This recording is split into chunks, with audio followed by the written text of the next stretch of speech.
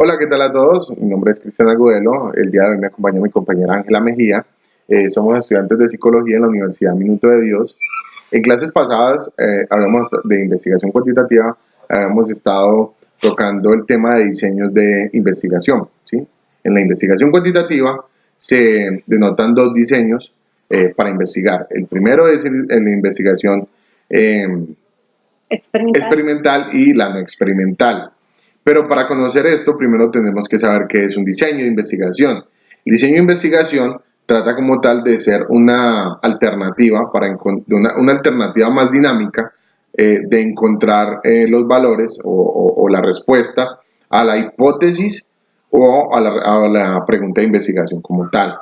Hay un punto de resaltar y es que en una investigación no se puede utilizar más de un diseño o no es recomendable debido a que generan más costos y sabemos que las investigaciones como tal suelen tener unos costos bastante elevados. Hay tres puntos fundamentales o hay tres requisitos que se dice no, se deben de utilizar debido a que el investigador pretende establecer el posible efecto de una causa que se manipula, ¿sí? O sea, al ser manipulable es experimental.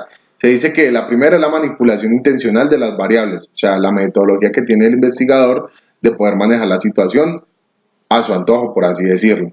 Medir el efecto que tiene la variable independiente sobre la variable dependiente y la validez interna, que pues de alguna manera podemos decir que es la validez que encontró el investigador durante todo este proceso.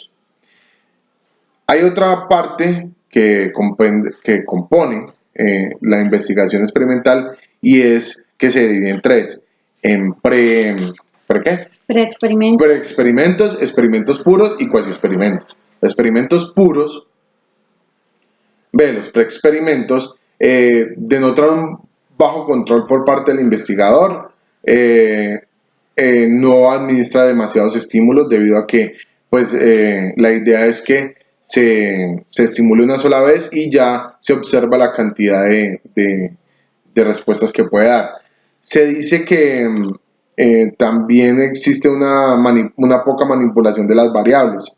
Están los experimentos puros que ya llevan un componente un poco más extenso. Los dos requisitos para este tipo de experimento puro es lograr el control y la validez interna, que es lo que ya habíamos dicho. Y entonces estos dos requisitos que son los grupos de comparación, ¿sí? Debe existir siempre más de un grupo para poder estimular. Qué pena, en ese caso se habla de grupo de estudio y grupo de control. Grupo de estudio y grupo de control. Y al grupo de estudio se le conoce como grupo experimental también, ¿no? Cabe para que anoten. Y la otra, la equivalencia de los grupos, que si se toma una medida de cierta cantidad, la otra tenga las mismas características para que sea un resultado un poco más acorde a lo que se quiere estudiar. Se dice que pueden tener pruebas y pospruebas. ¿Para qué? Para que el investigador pueda analizar un poco más a fondo el resultado que se obtuvo, ¿sí? No solamente una sola vez o una sola prueba, sino que entre más se obtengan, mucho mejor. Habla de un cuasi experimento y pues es muy poco utilizado, se considera no científico ni fiable para algunos investigadores. Es un método que se utiliza más que todo para medir variables sociales, que pues dentro de nuestra carrera se podía decir que, o se puede establecer como una medida para poder medir el argot, la música o la cultura, ¿sí? Son variables pues un poco menos extensas que lo que denota una investigación más profunda. Ya pues por esta parte podría acabar yo lo que es la investigación experimental de mi compañera les complementa. Bueno, a mí me corresponde hablar de las investigaciones no experimentales. A diferencia de las experimentales que hablaba mi compañero Cristian, en este tipo de investigaciones no se manipula de manera deliberada las variables. Lo que se busca y lo que se hace en este tipo de investigación es mirar cómo ocurren los fenómenos en su contexto natural. Estas investigaciones se dividen según el tipo de diseño, se dividen en dos, en diseños transeccionales y diseños longitudinales. Los diseños transeccionales es cuando el investigador busca conocer o estudiar el nivel o el estado de una variable en un punto determinado de tiempo. Estas a su vez se dividen en diseños exploratorios, descriptivos o correlacionales causales.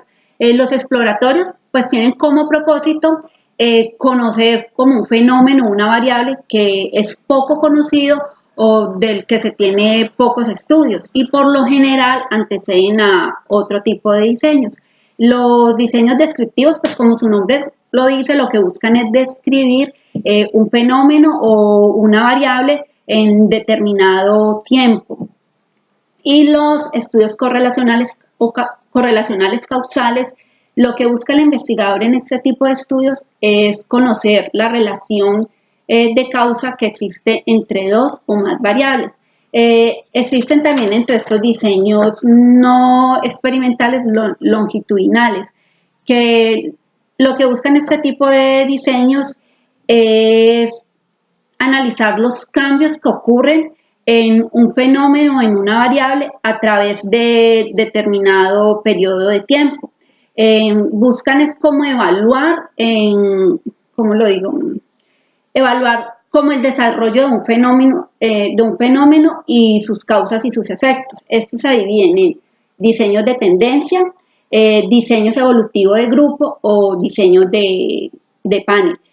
Los diseños de tendencia analizan los cambios que ocurren de un fenómeno o una variable en determinada población. Estos estudios se caracterizan y la característica principal es que se centran en el estudio de poblaciones. Los análisis evolutivos de grupo examinan los cambios que ocurren en determinados subgrupos o grupos de población. Se caracterizan porque estos grupos que estudian deben de tener una característica en común, por ejemplo, la edad o el sexo. Y están los estudios de panel, que al igual que los evolutivos de grupo o los de tendencia, lo que buscan es el estudio de un grupo y analizar una variable.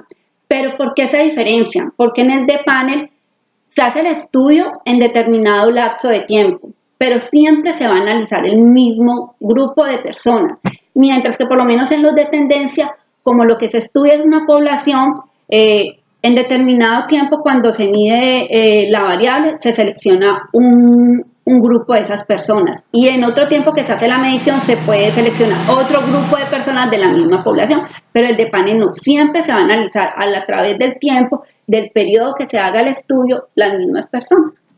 Sí, yo creo, Ángela, que queda un poco claro las diferencias entre estas dos y resalta una pregunta siempre pues que sale a flote cuando se tocan dos temas un poco similares y es cuál es importante y cuál no, o cuál es más importante. Y conociendo las características puede ser que uno diga que quizás uno sea más riguroso y el otro no, pero ambos son importantes. Ambos dependiendo, qué pena que te interrumpa, a pesar de que hay unos más rigurosos que otros, por lo menos como decía mi compañero Cristian, en lo que son los experimentos puros, son experimentos muy rigurosos, y los cuasi experimentos no. Por eso dicen que no son como tenidos en cuenta por muchos investigadores, pero ambos son importantes. Todo depende del enfoque que el investigador esté dando a su estudio o a la pregunta que quiera resolver. Y también entra el hecho de que las características que tienen cada uno se desenvuelven en el tipo de investigación que usted va a realizar.